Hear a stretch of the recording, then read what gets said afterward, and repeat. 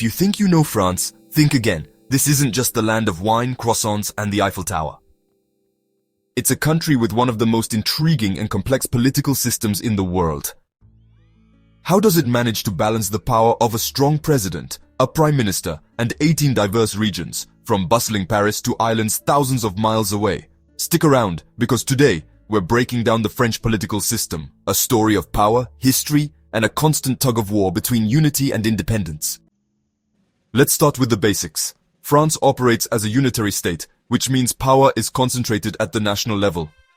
However, it's also a republic, and that means ultimate authority rests with the people. This balancing act between centralization and democracy is at the heart of the French political system. Currently, France is in its fifth republic. This was established in 1958, largely thanks to Charles de Gaulle. He designed a system to stabilize the government after years of political chaos. The result, a unique blend of a presidential and parliamentary system. So, who's really in charge? Two main figures share power: the president and the prime minister. The president is the head of the state. Think of them as the visionary.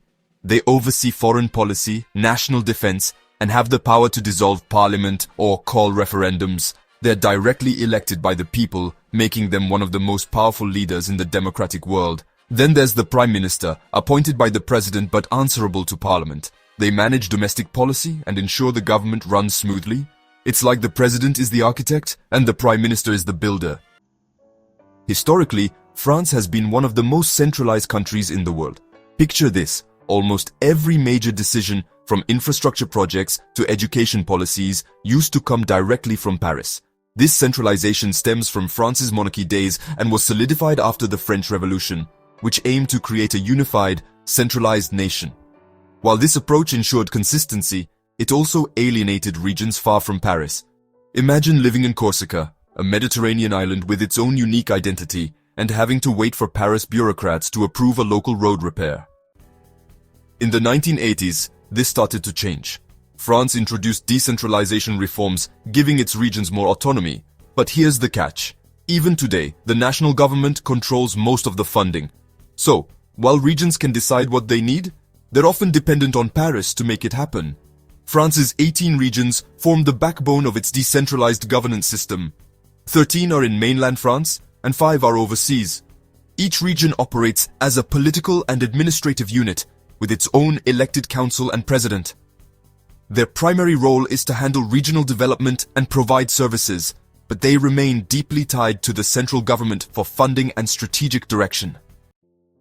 Now let's explore these regions in more detail. Mainland France is home to 13 regions, each of which has unique challenges and priorities, but operates under the same framework. The regional councils are directly elected every 6 years, and they oversee policies on transportation, economic development, and education at the high school level. However, their financial resources primarily come from Paris, meaning their autonomy has clear limits. Île-de-France is the most powerful region, economically and politically.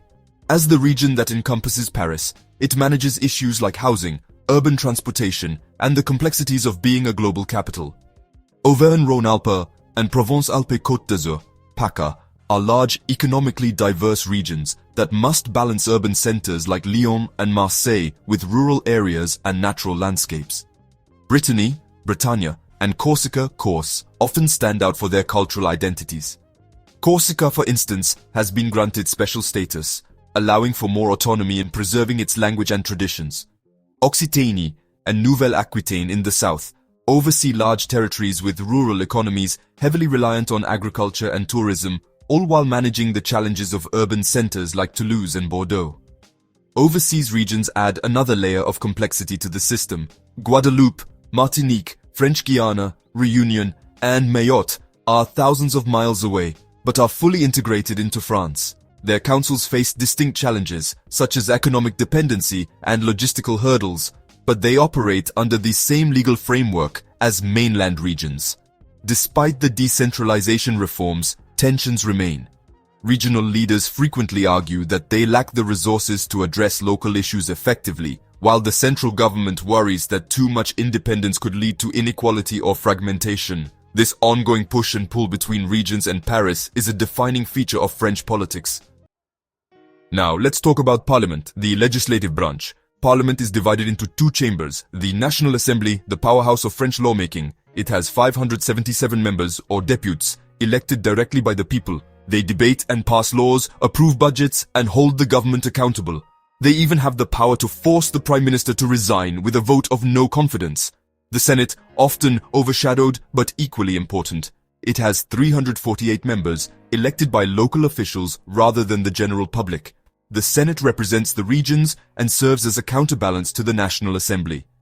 Here's how it works. A proposed law, or projet de loi, goes through both chambers. If they disagree, a special committee negotiates. The National Assembly usually has the final say, but the process ensures thorough debate. This dual-chamber system creates a balance between national and regional interests, a reflection of France's diversity. Despite its strengths, the French system faces several challenges. Centralization remains a sore point. Many regional leaders argue they lack the autonomy and funding needed to address local problems effectively. Meanwhile, voters are increasingly disillusioned, with election turnout declining and trust in political institutions waning. Balancing regional identity is another challenge. In areas like Alsace or Corsica, strong cultural identities sometimes clash with France's emphasis on national unity. These debates, while difficult, are critical to maintaining the balance between diversity and cohesion. So why does this matter? France's political system is a fascinating case study in balancing power. It combines a strong central government with regional representation, and it's a system designed to reflect the country's diversity while maintaining unity. For the French people, this system is both a source of pride and frustration. It reflects their revolutionary ideals, liberty, equality, fraternity, but also their struggles to adapt in a modern world. What do you think? Does the French system strike the right balance? Or is it time for a sixth republic? Share your thoughts in the comments below. And if you enjoyed this deep dive, don't forget to like, subscribe, and hit the bell icon, because there's so much more to explore. Thanks for watching and see you next time.